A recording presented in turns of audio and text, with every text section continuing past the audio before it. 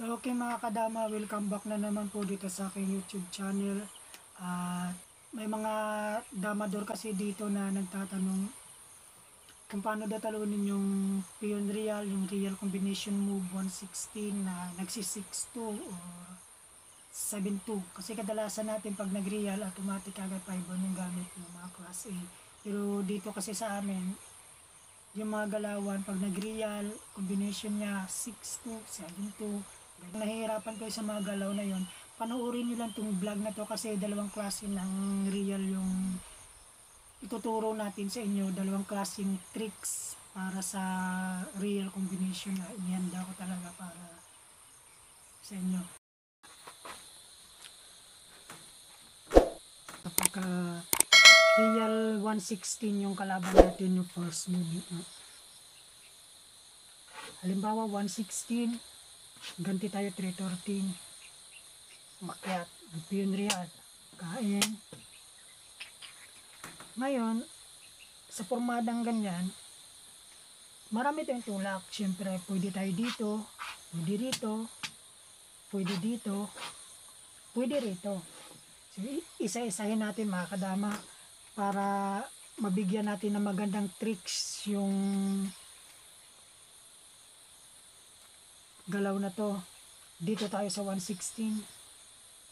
Marami din siyang tulak pero halimbawa ito na lang yung tinulak niya kumari. Huwag ka agad tayo dito kasi pag dito tayo masisira na yung tricks na yun kasi kakain eh. Ang mangyayari dito tayo. Kadalasan yung mga master sa dama, yung mga class E, expected na natin dito tutulak yan. Pero kung yung kalaban natin mga class B, class C, yung magagaling pa rin naman pero syempre hindi sila kasing lupit ng class E, malamang dito yung tulak niyan. Pag tumulak siya dyan, huwag tayo dito, dito lang tayo para hindi siya makabalik. Ayan o, dito lang tayo.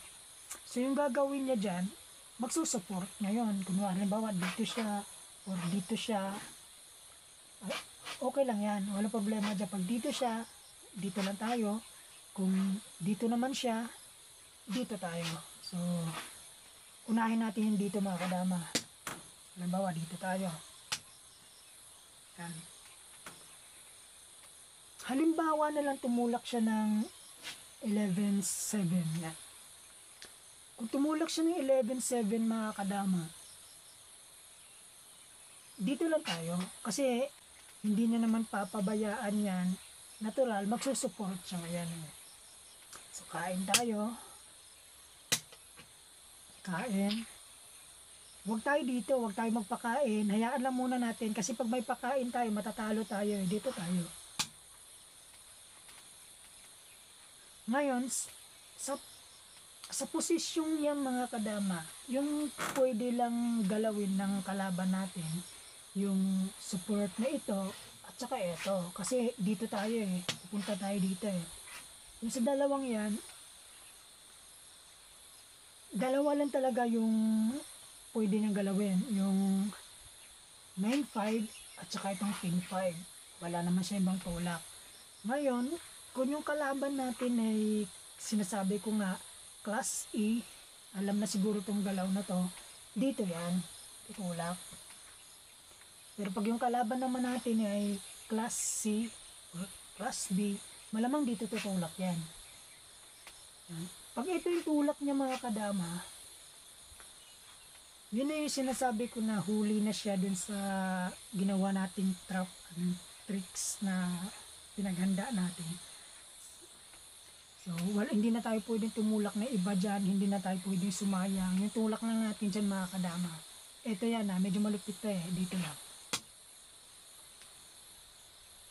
13-16. Kung mapapansin nyo, parang mahirap pa. Atras. Pakain na tayo ng tatlo dito. So, pagkain, dama na. So, wala na siyang tulak dyan. Pwedeng patay. Pwede niyang patayin itong dama. Pero mangyayari, tagalid na siya masyado. Nakikita nyo kung malaban sa tatlo. So, matik, wala talaga laban yung tatlo dyan. So, yun lamang mga kadama. Ulitin lang natin para masundan nyo. Pero mas maganda, meron talaga kayong dama board sa bahay nyo para mabilis kayong matuto kapag napapanood nyo yung laban ng mga master. So, ulitin natin. 116 first move. 116. Dito tayo. Nagpakain. Kain. Huwag muna tayo dito mga kadama. Dito tayo makyat sa taas. So, dito man siya or dito. Akyat lang tayo doon sa pinakataas. Halimbawa, nandito siya o dito, akyat tayo sa pinakataas. Yan. Tandaan nyo lang lagi yung formation lang. Kasi mayroong galaw sa dama na iba yung inunan niya pero ganun pa rin yung kahantungan niya. So, dyan siya, tumulak siya kunwari dito. Dito tayo. Dito. Yan lang. Ganyan lang kadali mga kadama. Tulak siya dyan. Habulin natin yung isang real. So, support. Habol ulit. Ayun, pag nagkamali siya, pag tumulak dito, ayun na. Huli na siya dun sa sinasabi natin trap and tricks na pinagandaan natin sa kanya. Ito lang. Kain. Patatlo. Kain ulit. Ayun, yung matindi dito. Kumbaga lusot dun sa pinakagitna. Dalawang damahan pa yung ano niya. So, ito lang yung sikreto dyan mga kadama. So 116, 313, nagpakain. Dito sa gitna, nagpakain ngayon. Dito tayo. Dito tayo. Ito yung ginalaw natin. Huwag muna tayong ganito ha. Huwag natin yung ganito. Dito tayo gumalaw. Ngayon, yung sinasabi natin na dito siya, na kunwari mauunahan niya tayo, doon na natin siya mahuhuli. Kasi yung gagawin lang natin dyan mga kadama, eto lang, ganito lang kadali. Kasi, hindi naman siya pwedeng kumain dito eh. Kasi may obligado na dalawa. Padadamahin natin siya. May obligado na dalawa, kaya hindi siya pwedeng kumain dito. So, dito yung kakain, dadama. Ang mangyayari, kakain tayo ng tatlo, kakain siya ng dama, balik lang natin. Ayan mga kadawa, kung bibilangin natin, 6 yun sa kanya, 7 yun sa atin, nakabalik pa tayo. Ang ibig sabihin lang nun, matatalo talaga siya. So, ulitin ko lang mga kadama para hindi kayo malito dun sa galaw na yun. Ulitin natin yan. 116, 113. Pwede rin sa 115, halimbawa na 115, 113, pwede rin yun. Kasi ganun pa rin yung labas. 115, nagpakain. 5-1. Pag 5-1, nag 215, dito lang tayo. Tumulak siya ng 6-2, dito lang tayo. Ayun yung tulak niya kanina. Ayan.